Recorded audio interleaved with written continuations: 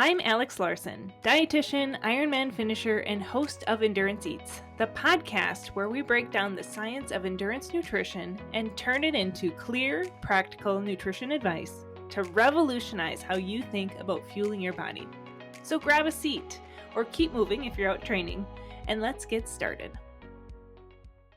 Welcome to the bonus series of the Endurance Eats podcast.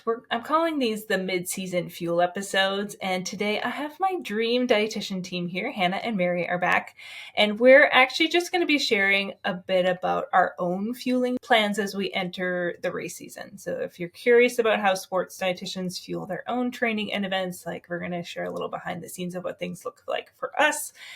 So hi, ladies. Hi, Mary. Hi, Hannah.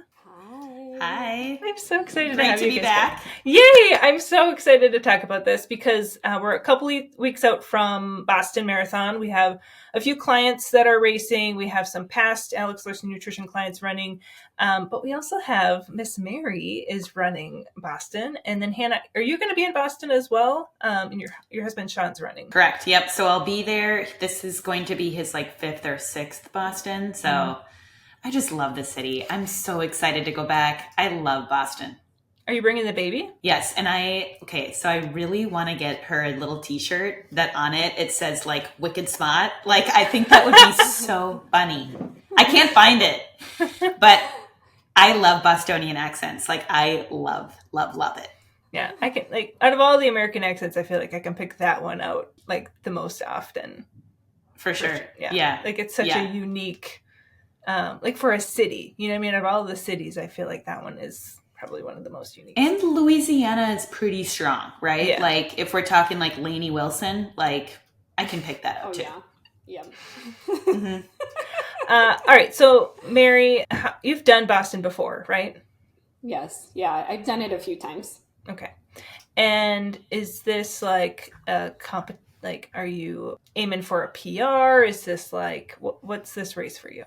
Oh, Alex, I'm so glad that you asked. Historically, I will say that, and I think I've alluded to this on a couple of the previous episodes that we've recorded. I've ran hard for a really long time, having ran in high school and collegiately and post-collegiately and during pregnancy, postpartum. And that's been a really long time of running hard and racing hard and dialing in nutrition strategies. And for a variety of reasons, I'm transitioning in my life to just more running for fun. And so Boston, I jokingly tell my athletes, because they know that I'll be in Boston and we have plans to meet up and just meet in person. And I jokingly tell them that it's going to be the Boston Marathon Fun Run of 2025. I love that. What's up? Okay. So I am not a very speedy runner. And so what's a fun run pace for you? What are you expecting to finish? Good question. It's going to be a game day decision. The gun's going to go off and you're going to be speeding through. Should I go out sub 7? Should I go out sub 8? I don't know. No, for avid runners, the thing is with Boston, the weather is so fickle, right? Yeah. There's a good chance that it's going to be extremely hot or extremely cold. Or extremely cold, and there's not a ton in between, right? And Hannah, you know this, having been there so many times. And so as much as I joke is it's going to be a game day decision, it very well might be, right? The other thing is I'm doing the 5K on Saturday and for fun as well. I'm doing it with another athlete, and my pace might be the same for both races. I'm hoping to just if I can squeak out another Boston qualifying time. So if I choose to run it next year, I'll be able to. But for the first time truly ever, I don't know if I'm putting a time goal associated with this race, which is a really good spot to be. Actually, one of my athletes that I just started with, he's running Boston as well. And so we're, quick practicing a carb load heading into his long run this weekend and practicing his fueling strategies. And we were chatting about the race and he's like, gosh, it just seems like the fun has been kind of sucked out of racing. Like, you show up to these Mhm. races and nobody wants to chit chat, and everybody's so hyper focused on data and running fast and metrics. And I'm like, that is so true. That is so true. And I feel like it's even more apparent as I'm kind of in the season of transitioning away from competitive running into just more of showing up, truly having a good experience and taking in the crowd. So I don't even know, Alex, if I have a strong time goal associated with this race. And I would say it's a very freeing spot to be. Yeah, and I'm wondering if that coincides a little bit with just like super shoes and sodium bicarb and like all these extra aids where it's like if you want to get faster, even like let's say your training stays the same, it's likely that you will even if you just use those things, right? So it's almost not that you were cheating, not saying anything about that, but it's more of like, yeah, it does take like the kind of like, fun or just, like easygoing nature of it, because we do have this thing that really anybody has access to that can use to improve their time. So I think it does take a little bit of the mystery out of what could happen if you just have a great day. I think you're totally right. And I think back to fresh out of college, I had signed up for the Chicago Marathon. Ignorance is bliss, right? Like I didn't have a running coach. I didn't follow his tailorized plan. There was Garmin, like watches weren't a thing. Yeah, this was 2009, and to date, it was still my third fastest marathon time wearing a Timex watch and no carbon plated shoes. And so, to your point, Hannah, I think you're absolutely right in that. I think it is more technology, but also like the Garmin, the technological devices and Strava and all of these things where, that tends to put quite a bit of pressure on athletes, at least. Well, social media too, like your algorithms, like, oh, you're a runner, I'm going to throw all of this like running reels and posts your way. And then you start comparing yourself to others or seeing people, get super fit and fast, and you like, oh, what can you kind of like start sipping the Kool-Aid, and the next thing you know, like you're fully into it. And so it's nice to step back and also enjoy the sport too. I think you're also getting information, like, yes, information is amazing, but you're also getting data like that you probably shouldn't be seeing. Like you said, it's almost kind of like, what are other people doing, right? Like back in 2009, unless you like flew to the city this athlete was living in and like met them randomly in a run and talked about their training, you wouldn't know what they're doing. But now you can like search them on Strava and see, or go to their social media profile. So it's almost like you're getting this information that really your brain is not equipped to deal with. So we're getting a little like, I mean, I'm going off the rails a little bit in terms of what we originally talked about, but I just thought it's like, yeah, it's too much information, I think can be good in some senses, but it's a blessing and a curse too. Yeah. Mary, you're still going to carb load for the race. Right? Oh yeah. And yes. And so the race is on Monday. Is it a Monday race? Yeah. And so you're doing the 5K on Saturday. Are you going to start your carb load like after that 5K then, and then do a Saturday, Sunday carb load? Yeah, that makes sense to do that. Yep. It's Easter Sunday. So obviously, as Mary, you've said in the past, we hope to see a lot of, dyes in your food, right? A lot of yellow dye and red dye. From what are those robin's eggs? The Whoppers robin's eggs are your favorite. You've eaten so many that it turns your poop green, and you're like Smurf foods. I jokingly told an athlete the other day, I said, after carb loading, if your sweat doesn't smell like red dye 40, you've done it wrong. 100%. Yeah, what kind of things are you going to carb load with then in Boston, since you're not going to be at home? And actually, I do have a sensitive gut. We've talked about this, I believe, a couple of times on the podcast. Yeah. So I as informal as I'm taking this race, I still don't want to be pooping my pants in somebody's yard. 100%. Okay. So all that to say, I still need to be quite tactful with carb loading. So I have a handful of athletes right now that are running Boston, and we talk about things like, carb loading when you're traveling. Most of the athletes that run Boston are not local. We talk about, since you are traveling, are you staying in a hotel? Are you staying in an Airbnb? What does food preparation, what does access look like for you? Are there good restaurants where there's reasonable food options? Fortunately, so I'm also traveling with another mom runner friend. She's amazing. She's probably going to listen to this podcast. We have a hotel in downtown. So we are within walking distance to a grocery store, which is fabulous. Love and it. it's Whole Foods. And so they will have vegetarian sushi rolls, which is one of my favorite go-to, easily digestible carb-loading meals the night before a race. Especially because you can dunk it in soy sauce and get yourself a nice little sodium preload. Totally. Yes. Like even just pour it right on there and sandwich those little rolls and eat it like a savage in the food court area. Like a savage. I love that. Please send us pictures of you in the Whole Foods eating vegetarian sushi. I'm just envisioning you like in the little court by yourself with like a napkin, like going to town with your hands, like soy sauce dripping from your trim. Like I want this. Like I need picture evidence. My other typical go-to is, I'm all for supporting local restaurants, but I stinking love Panera Bread for carb-loading athletes because, one, you can find them anywhere. Two, their Cinnamon Crunch bagels have like 82 grams of carbs in it. Oh, snap. And they're so amazing. Easy to get down the hatch. Lower fiber, lower fat, so easy to digest that I'll probably pick up several of those realistically and just snack on them throughout the day. And they're good just plain or heated up or I don't know. Mm-hmm. They're great. Even eaten off the floor. I mean, they're amazing. Oh my God. Yeah. Whatever you got to do. All right. Well, I have to carb load here a bit before I head to gravel camp in a couple days. And now I'm going to have to find a Panera in Portland. Like that's because I have to get myself. Yeah. For sure. I have multiple places I need to stop in Portland, but now Panera on my drive. Yes. Oh my gosh, that's funny. All right, so carb loading. We've got you call it Cinnamon Crunch bagels from Panera.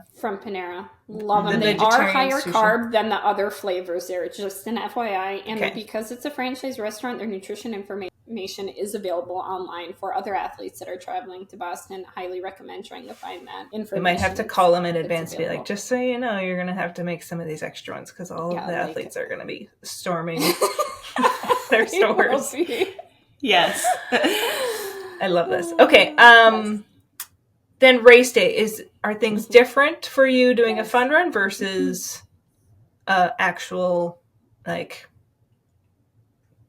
competition pace race? Alex, you just ask all the good questions. So things are different for Boston for all athletes, as you know, because of the delayed start. So most races for marathons, they start 7, 8, 8:30 a.m. It's a delayed start.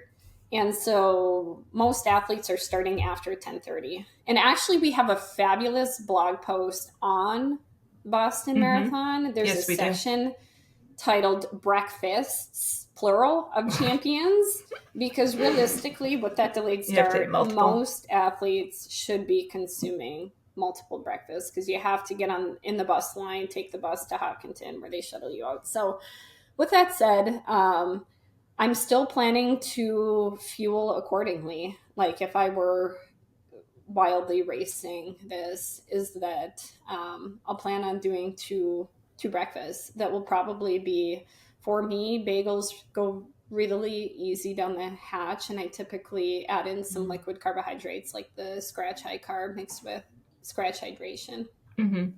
So Mary, like with a delayed start, like some of my athletes, like I've got a couple that are doing Boston. I believe maybe just one actually. So she's not likely to start until like 11 or 11:30. And we've been talking through some of this because just to do pure carbohydrates, when you're not actually starting your run until noon, that like intuitively is like, just to kind of feel that empty feeling. Like I know, Alex, you just doing carbohydrates, that doesn't really usually work. Yeah, my blood sugar spikes up really fast and I feel almost like nauseous, sick to my stomach. So I have to have some protein with it. I don't need a lot. I just need a little bit. So well, I'm curious, like, how do you guys handle that then? Like, do you like how much before and how much do you say, like, and fat added in there too? Yeah, when I did a trail run last September and I took in a massive amounts of carbs before that because I had like a 2-hour drive. And I think I started out the day with like a stack of pancakes with a bunch of syrup on it and just a little bit of protein and fat in those pancakes kind of helped. And then I think I did a Morton bar in the car with some Scratch in a bottle. So I didn't do too much protein the rest of the day, but just starting out that first meal for me with some protein and a little bit of fat helps kind of just get me started. And then I can kind of do carbs the rest of the morning. That's what works well for me. And what's nice about a little bit later morning start is you can have that kind of larger meal, and then usually you'll have like a good bowel movement, and so you kind of take care of that bathroom business before you have a race. Versus like those really early races, it's literally crapshoot, pun intended. of like if you're gonna have a problem or not. For that one, Alex. Yeah, I was like, say it. Yeah, there's a pause where I had a question, but yeah, we're gonna go for it. So, that's kind of the nice thing about a little bit later race. And New York Marathon is the same way, where it's like there's people starting at noon, and that's kind of tough because you're basically running over lunch. So you really do have to. Your carb load has to kind of extend through the morning, not just in the days prior.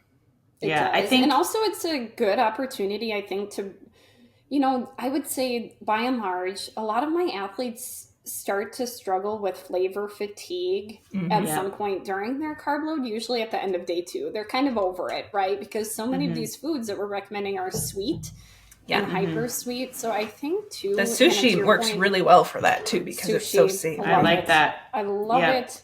To your point, Hannah, I think, before the bus loading, with knowing that Boston has a delayed start, having a little bit of protein, even like some peanut butter with a bagel, or if you've experimented with like a scrambled egg, doesn't need to be a large amount, even just one, a little bit of Greek yogurt, that might be a good strategy. And this is something that I'm working through with the athletes too, that are running Boston, is we've, at least once, we've ran them through all of this, so we can really minimize the risk of any unwanted surprises. I think also like beyond even just practicing, right? Like practicing timing. Like I have an athlete that's going to be doing a 20-mile run this Saturday, which is going to be her last before the race. And I'm like, hey, let's start it at 11. Let's start at 11:30. It's annoying to plan, right? Because you like to get your workout done, but at least this is going to give you a chance to practice a 1-day load and then practice what your morning is going to look like, so that there are no guesses going into it. It's just like a dress rehearsal for executing the day perfectly, or to the best of your ability, right? Like it's more of just like, okay, like what did I need to do in the morning to ensure that I'm like fueled but not stuffed, or I've got enough carbs but I'm not feeling this wild blood sugar issue that can really make you feel like mentally not right. It can throw your bowels off. Having blood sugar issues stinks. Like that is, I'm sure you, Alex, like we can go into that in another episode at some point, but that is a gross feeling. Yeah, it truly is like I just want to go take a nap. Yeah. Not run. No, I'm like, I don't want to run. I just want to like go like lay in the fetal position in bed and fall asleep. Like it's all I really want. So yeah, I try and combat it with just a little bit of protein, and then I don't have that issue. It's such a simple fix that it's not difficult. I also find race morning nerves can impact my appetite, so I always try to have a backup plan with like some liquid carbs, like the super high carb scratch or a regular scratch or whatever, Tailwind, whatever product people like to use for a carb rich hydration mix is always a good backup plan for me, because I do just get like a little anxious and nervous, and then I'm like, oh my god, the thought of eating this bagel sounds like torture. Right. And that's a tricky balance too, because like if you are in a higher cortisol state, like it is likely you're going to be burning through your fuel even a little more quicker, like increasing your need. Right. So it's almost kind of like to combat that with liquid nutrition is a good point. So Mary, during the race, what are you fueling with? Or well, I guess, let me back up. Are you going to do a bicarb? Because you usually previously would do a sodium bicarb before a marathon. No, this time I'm not. I'm going to pass on that. So gross. Just because, okay, so... and I mentioned this to a couple of the athletes that I work with that use bicarb. The last time that I did bicarb, it was for CIM marathon in December. It was warmer than I thought it would be. And it's such a large bolus of sodium. I missed one of the water stops. I was so stinking thirsty. I literally ran backwards on the course to go get a cup of water during a marathon. Oh my God. So you swam upstream back to the aid station. embarrassed to say that out loud, but now the world knows my deepest, darkest secrets. I'm not. If you look at the historical weather data for Boston, there's a chance that it's going to be warmer than cooler. And so with that, I don't want to add the bicarb in there as another variable. So fueling during the race, it's going to be a game day decision. I will say I've tried. Don't do this at home unless you are a very seasoned, runner like Mary. I think this exemplifies how serious I'm taking this race. I have a pair of running shorts that are hot pink with bananas on them, like cartoon bananas. Okay, now we know what to look for on the race course. Are they? I want you to pull a Courtney DeWalter, and I want them to be basketball shorts, though. Like, how amazing! That would be great. Banana basketball shorts. So, and then just put your gels in the pockets. Alex, you're gonna like this. So I still have samples from when we went to the sports nutrition conference last May. I have Morton Calf, and Precision Fuel. And historically, those have worked very well for me. They're all quite benign, in my opinion. It's not like I'm trying new exotic flavors of goo rock. Yeah, and there'll be Morton on the race course at Boston. Yes, there's Morton and Morton Calf. The one thing is, during the race, I will not, under any circumstances, consume Gatorade Endurance. I'm still traumatized from high school when that was the only option available, especially lemon lime. So I plan to just do the water aid stations and preload a bit with electrolytes. So taking a gel in about every 30 minutes or so. And I'm planning to pack the Morton Calf and the Precision Fuel. Yeah. And then at what point will you use caffeine? Is that like later stages of the race? Usually I stagger them every other. Okay. So I'll do the caffeine twice. Normally I start with the caffeine around mile 4 and then do every other. And they do have the caffeinated on the course. I think the first gel stop for Boston's right around mile 11, and they have 2 others after that.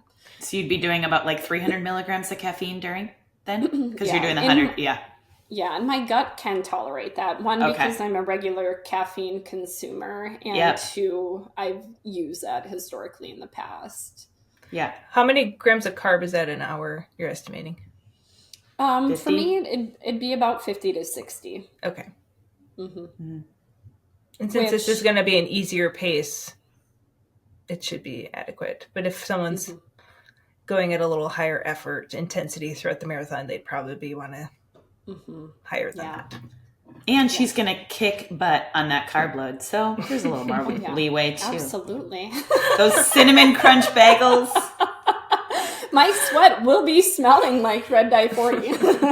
And cinnamon crunch bagels. Honestly, how blessed are we that carb loading is lining up with the Easter candy season? Yeah, it's the best. Praise be. Praise be. All those jelly beans.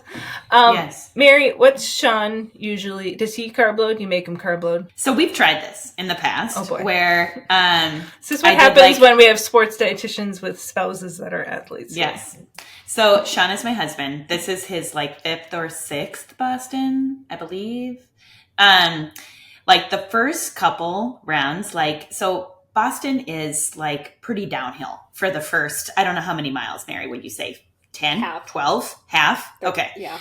And so you can really beat up your legs. And so he was cruising along, feeling good. And then in his first 2 Bostons, literally hit a wall. It was kind of going backwards, like this.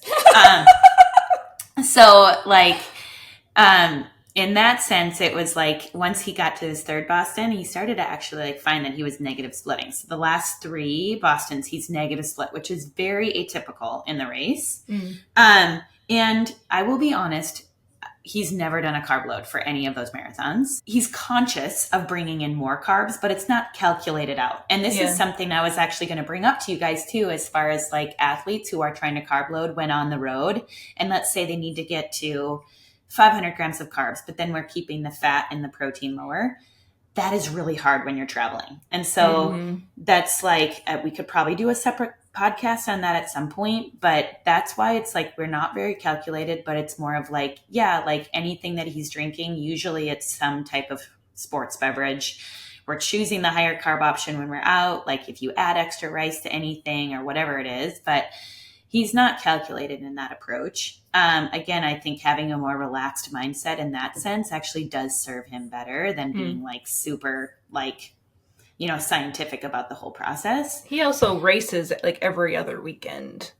Yes. Yeah, absolutely. So it's almost kind of just like the body just knows. It's like, oh, we're needing to go hard. We'll figure out a way.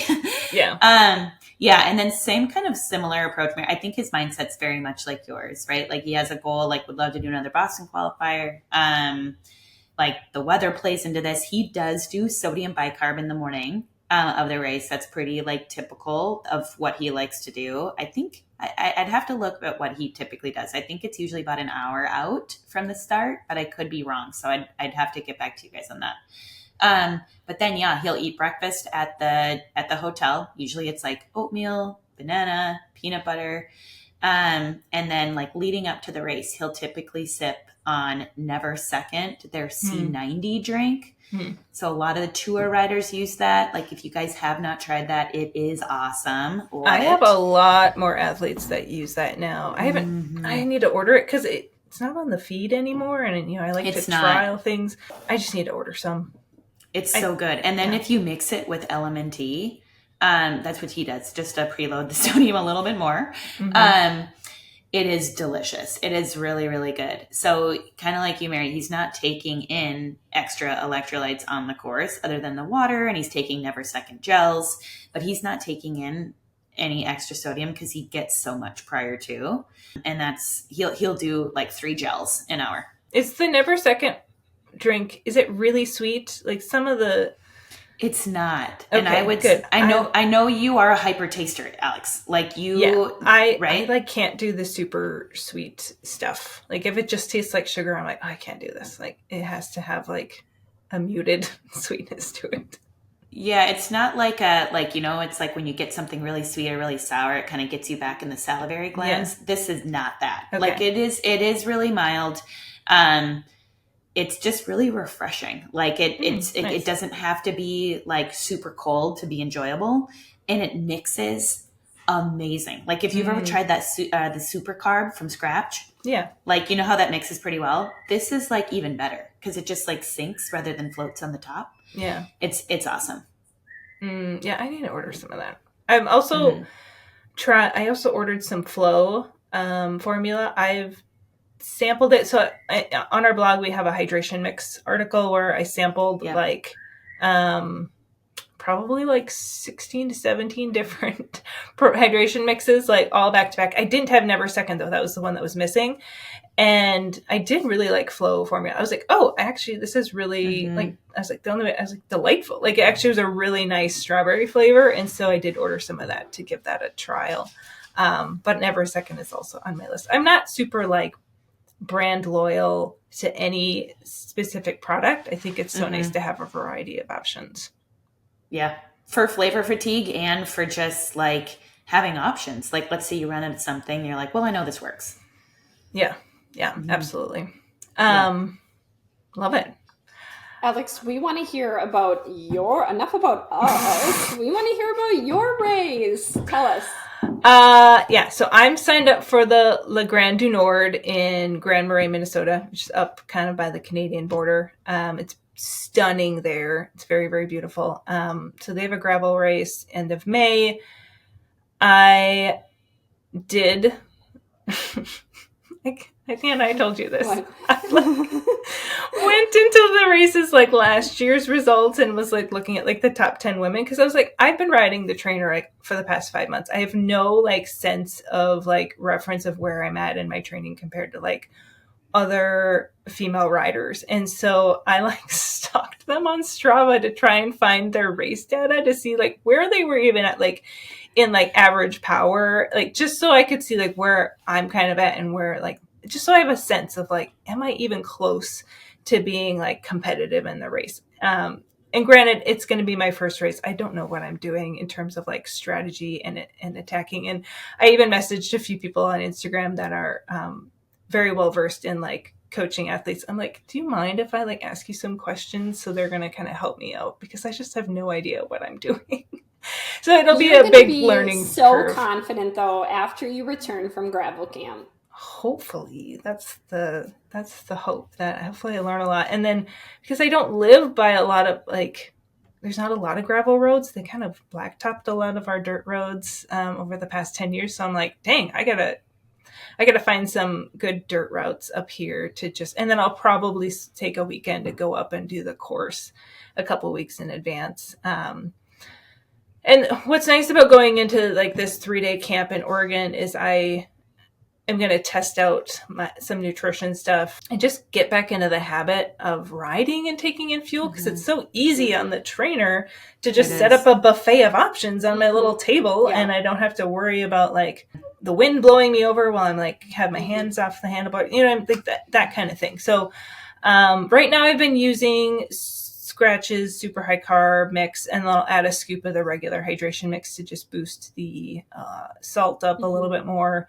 I've been rotating through Morton Gels, Precision.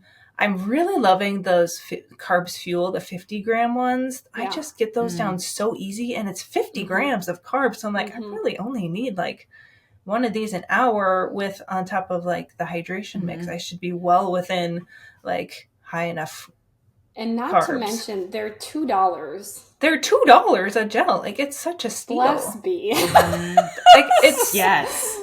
But I really I like them a lot. Their thin texture is nice compared to the really thick Morton gel, which kind of takes me a little bit to get down. And it's just, I'm starting to, they're kind of my front runner is my favorite.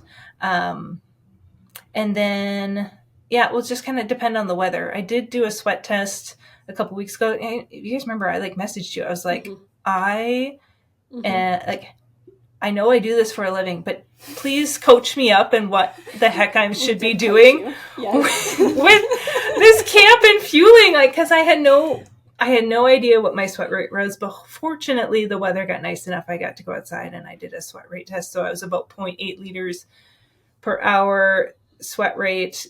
And that was like in cooler weather. So I can't even imagine because I do have a race in July in North Dakota that sweater. I'm going to be,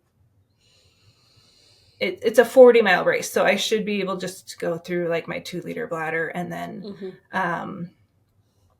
just have enough electrolytes in there to get through that. But I just, I'm a heavy sweater. I'm a salty sweater. So just keeping up on preventing dehydration and keeping up on the fuel through like those types of options is probably what I'm going to do on race day. And the race course is like basically go uphill. Halfway point is like the peak, and then the rest is downhill. So it's like, as long as I can hang with the fast gals in that hill, if I can get up to the top, I could be up there. But I'm like, I need to wrap my head around being competitive and wanting to race. Yeah, it's been a while for you. It's been so long. I'm feeling really confident that once you get into the race atmosphere, like you might have this feeling like, I don't know if it'll be there. It will be there. Like it will. That's always been my situation. I need to honestly, I've gotten to be friends online with Aaron Ayala from like Scotty Sports Psychology. I need to be like, can you like give me an appointment so I can just talk through the mental mess in my head of like just going for it, like being competitive and like, because sometimes I'm like, no, I'm just going to have fun because I want to just protect like, being disappointed. But I also like, if I don't go for it, I'm not going to see what I can do either. Anyways, I'm still working through it in my head. And I feel like that is its own podcast I know, right? in itself. Let's come along on my mental journey here as I get back into competition. But I don't know. Honestly, yes. Well, that's a good podcast episode idea. I love it. Yeah, hopefully Aaron will come on season 2, and maybe I'll just be like, let's have a little sports psychology session with me and my like inability to like go for it because I'm scared. It's in there. I feel like it's a skill that just needs a little polishing. Yeah. But once you do, it's like, watch out, world. Yeah. And yeah, I've been working very hard. So I'm like, Alex, you need to like just see what you have been. do. Yeah. Like 3-hour trainer rides, like that's equivalent to honestly like 5+ hours outside. It truly is. Yeah. And then throw your young children in there and it's probably like 15 Honest to hours God, outside. I got shot with no less than a dozen Nerf little balls the other day on my 2-hour ride. Like they were hiding behind the couch, and then they would just like, I just get like this. I just feel these little like shoots of pain in my thighs because they would shoot me in the leg with. Are you holding Nerf the dartboard? I should honestly like just set up that Nerf dart. Like there's like an electronic game that I got them. They don't use it. They just use me as their target. Yes, that sounds about right. And I just, I'm like, you guys, mom is working right now. I'm just like, especially if it's a hard like threshold workout where I'm like dying and they're like, mom, get me a piece of gum. I'm like, oh my God, go away. Like I can't mother right now. I'm trying not to like collapse. So hard. But at the same time, it's such a blessing to be able to get my workout in and like have my kids around and keeping an eye on them. But sometimes I'm just like not mentally prepared to do all. I will never forget. Oh, I don't know if I've told you ladies this story. Like I was really training hard. I had to get in a long run on the treadmill before CIM, the last time that I raced hard. And the girls, normally I set up stations for them to keep them occupied. And my younger daughter had like put an M&M up her nose and it starts melting. And then she comes up to me and I thought it was a bloody nose. Well, no, the M&M was melting. And I'm like, it smells like chocolate. She told me it was an M&M. Anyways, I had to get, the nose Frida. Yeah, I was just going to say, those work great if they stick something up their nose. Here I am, pausing my long run. Get out the nose Frida, sucking the non-melted chunks of the large M&M up her nose. I'm trying to remember what my kid stuck up his nose that I had to use that. It worked so well, though. I can't remember what it was, but something. It only happened once. I know. It's the best. Yeah. Yes. I love it. All right. I hope everyone listening enjoyed our chat about what we do. For us, we're still human. We are still kind of figuring out our own as we go along, especially for me coming back into this. It's been almost a decade. But Mary, good luck in Boston, even though Thank you. Our wishes are like have the best time and enjoy running. Banana shorts. And all. So if you're listening and you're going to be on the race course, like cheer Mary on in her banana shorts. Also, if you're listening and wondering about getting personalized help with your own nutrition, please reach out to me. We can talk about the one-on-one nutrition coaching program. We are accepting new athletes. You can head to alexlarsonnutrition.com and get more info and apply. So happy training, happy fueling, and we will see you soon.